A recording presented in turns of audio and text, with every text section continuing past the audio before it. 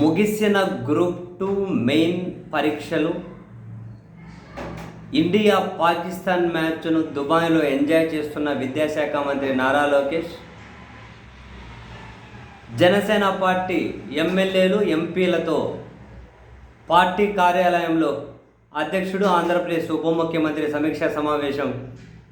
ఆసుపత్రి నుంచి బయటకు వచ్చి టెస్టులన్నీ చేయించుకొని ఫినిష్ చేసుకొని పార్టీ కార్యాలయంలో సమీక్షా సమావేశం. ఈ 3 వేర్వేరు వార్తలు, కానీ నెటిజన్లకు మాత్రం ఈ 3 కామన్ వార్తలుగానే కనిపిస్తూ ఉన్నాయి. గ్రూప్ 2 పరీక్షలకు ముడిపెట్టి ఇటు ఉప ముఖ్యమంత్రి సమీక్షా సమావేశాన్ని, అటు నారా లోకేష్ గారు ఇండియా పాకిస్తాన్ మ్యాచ్ తిలకించడానికి కూడా అన్నింటినీ లింక్ చేసి అయితే నెటిజన్లు విమర్శలు చేస్తూ ఉన్నారు. కారణం లేకపోలేదు. గ్రూప్ 2 అభ్యర్థులు రాత్రనక పగలనక ఈరోజు పరీక్షలు పెట్టుకుని అర్ధరాత్రి తెల్లవారుజామున కూడా లాఠీ దెబ్బలు తిని రోడ్ల మీద బొర్లి మా సమస్యలు పరిష్కరించండి, మా జీవితాలు నాశనం చేయకండి అని వాళ్ళు ఆందోళన చేసే క్రమంలో వాళ్ళు రోడ్డెక్కినప్పుడే ఆంధ్రప్రదేశ్ ఉప ముఖ్యమంత్రి గారు బెడ్ మీద ఎక్కినటువంటి ఫోటోలు జనసేన పార్టీ అఫీషియల్ హ్యాండిల్స్లోనే షేర్ చేశారు.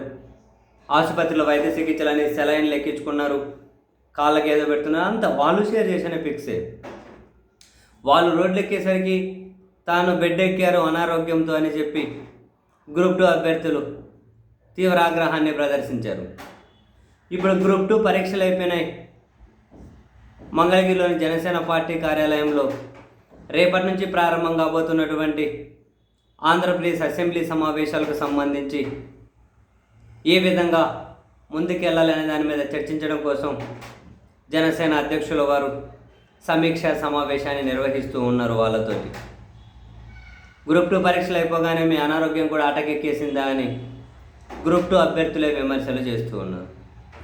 నారా లోకేష్ గారు దుబాయ్లో మ్యాచ్ ఫోటోలు షేర్ చేస్తే కూడా నెటిజన్స్ విమర్శలు చేస్తూ ఉన్నారు. ఇక్కడ గ్రూప్ 2 సమస్యను కనీసం పరిష్కరించుకోకుండా పట్టించుకునే టైం లేదు, కానీ అక్కడికి పోయి మీరైతే మ్యాచ్ని ఎంజాయ్ చేస్తూ ఉన్నారు అని. వెరసి మొత్తం మీద అయితే గ్రూప్ 2 అభ్యర్థులు దాదాపు 1,00,000 మందికి సంబంధించినటువంటి ఇష్యూను సరిగ్గా పరిష్కరించడంలో, కనీసం వాళ్ళ ఇష్యూను అడ్రస్ చేయడంలో ప్రభుత్వం ఖచ్చితంగా విఫలమైంది. సో ఆగ్రహం అయితే ఆ అభ్యర్థుల్లో వాళ్ళ కుటుంబాల్లో అయితే ఉంది.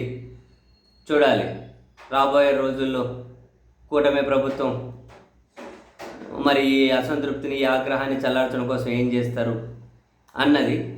అండ్ గ్రాడ్యుయేట్ ఎమ్మెల్సీ ఎన్నికల్లో ఆ ప్రభావం కనిపిస్తుందేమో అని చెప్పి మొత్తం మీద తెలుగుదేశం పార్టీ అభ్యర్థులు అయితే భయపడుతూ ఉన్నారు.